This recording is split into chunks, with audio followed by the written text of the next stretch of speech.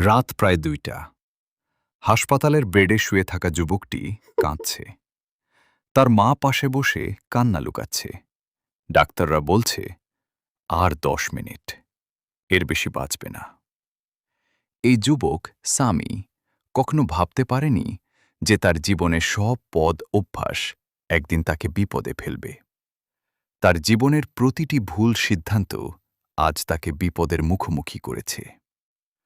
যদি আজকের এই ঘটনা তোমার কাছে পৌঁছায়, তাহলে হয়তো তোমার জীবনও বদলে যাবে। সামি ১৬ থেকে ১৭ বছর বয়সী একজন যুবক। সে শহরের কলেজে পড়াশোনা করে।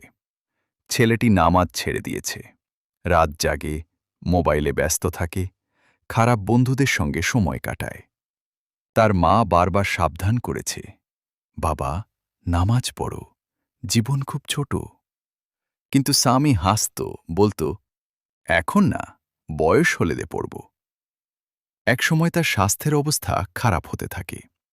সামি বুঝতে পারছিল না, প্রতিটি খারাপ অভ্যাস তার জীবনকে ধীরে ধীরে বিপদে ফেলে দিচ্ছে। হঠাৎ এক সকালে সে প্রচণ্ড অসুস্থ হয়ে পড়ে। জ্বর ও শ্বাসকষ্ট শুরু হয়।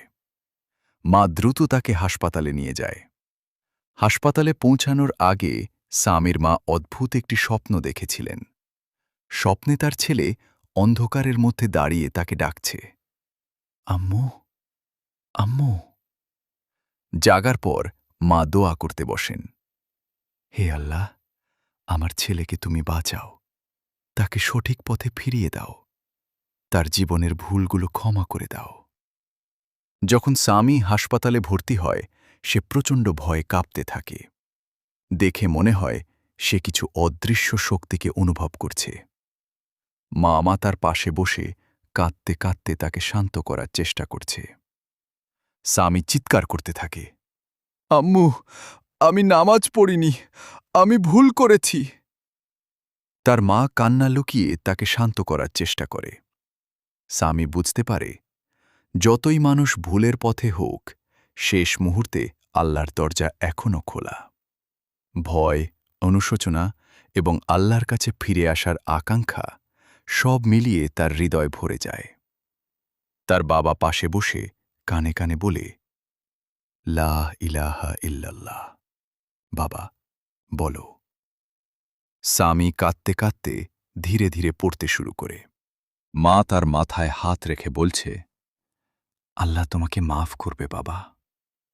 এই মুহূর্তটি ভয়, অনুশোচনা, আল্লাহর সঙ্গে সংযোগ সব মিলিয়ে সে শান্তি খুঁজে পায়। সামি ধীরে ধীরে চোখ বন্ধ করে নামাজ শুরু করে। প্রথমবার সত্যিকারভাবে আল্লাহর সঙ্গে সংযোগ অনুভব করে। ডাক্তাররা অবাক হয়ে দেখে, যুবকটি এত শান্ত, তার শ্বাস ঠিক হয়ে যাচ্ছে। এই দিন থেকেই সামির জীবন বদলে যায়। সে খারাপ বন্ধুদের ছেড়ে দেয়, ৫ ওয়াক্ত নামাজ শুরু করে, তার মা ও বাবার সঙ্গে সময় কাটায়, কুরআন শেখে।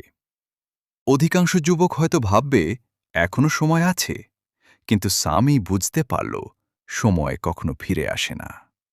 মৃত্যু কখনো পূর্ব ঘোষণা দেয় না।